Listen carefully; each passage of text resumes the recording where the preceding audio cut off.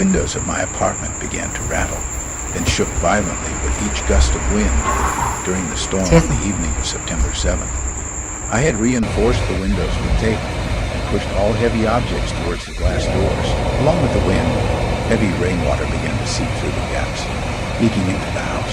We used towels and plastic bags to block all the gaps in the frames, seams, and rubber gaskets.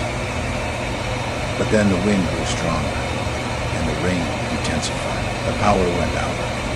Water started spraying through the joints between the frame and the door from every direction.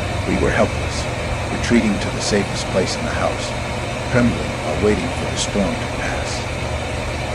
It took us the entire next morning to clean up the chaotic mess left behind by the storm. My apartment is on the 23rd floor of a newly constructed building in Hanoi, only 4 or 5 years old. Other families in the eye of the storm in Typhoon and Typhoon were even more terrified as the violent winds tore up windows and glass walls. Many apartment buildings were leaking. The ceilings in the lobby collapsed, and even the walls cracked.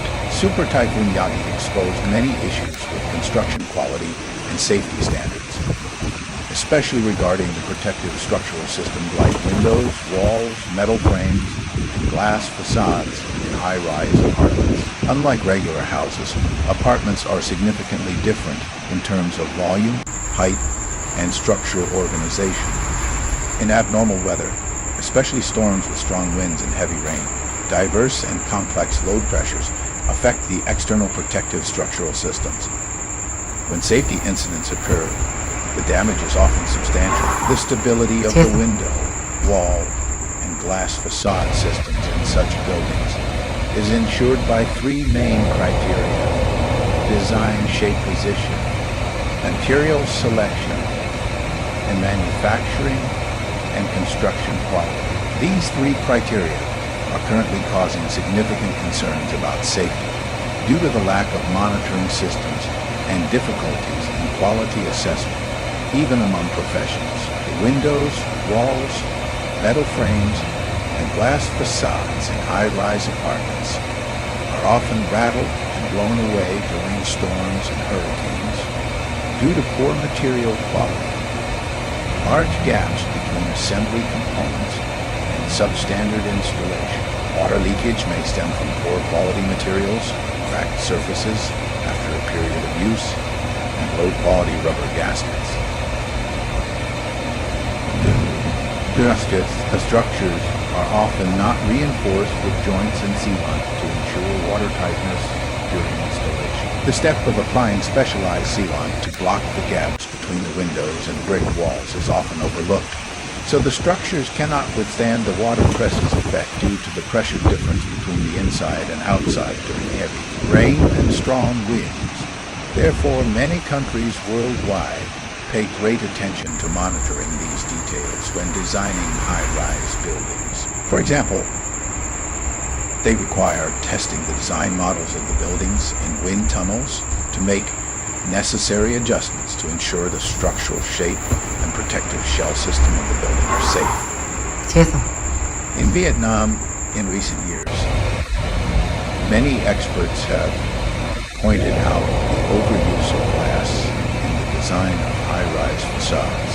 Several construction standards have partly addressed the criteria and indicators for designing and manufacturing external protective structural systems, including windows, walls, metal frames, and glass facades in apartment buildings. However, given the increasingly severe climate change, it is essential to increase safety levels in the design and organization of these structural systems through further research and additional measures. To limit overuse while ensuring aesthetics and usability, regulations on the minimum and maximum density of windows, walls, and balconies with metal frames and glass and apartment facades should be established. Additionally, clear standards for the structure of frame modules, connection solutions, and fixing methods following new, sustainable, and safer standards compared to conventional manufacturing and installation methods should be researched and defined. Finally, to avoid the situation of closing the stable door after the horse has bolted. Quality control must be tightened from the material selection, manufacturing, and construction stage. Substandard materials and manufacturing quality should be quickly eliminated, and inappropriate types should not be used in commercial housing projects. The quality acceptance process should prioritize supervising the connections and sealant application, ensuring stability, anti-vibration, and waterproofing. The high-floor residents may temporarily calm down, but if the storm returns, I may have no choice but to evacuate my entire family to the ground.